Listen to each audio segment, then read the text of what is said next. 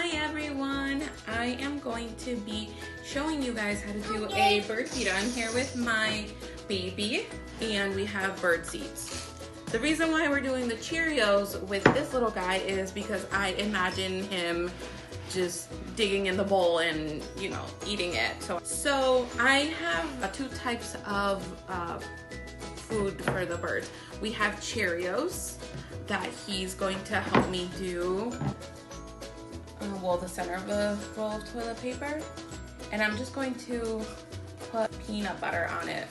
You can do sunflower butter, you can do any other type of butter that's not actual butter, but sunflower butter, soy butter, almond butter. And we are just going to dip it in our Cheerios.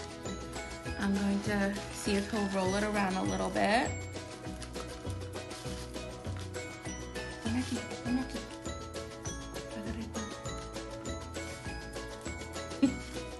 Just make sure that you crush the Cheerios enough. I'm adding more peanut butter to this one, but it acts like glue.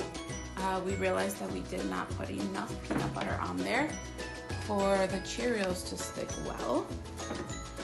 And then we're going to just roll it.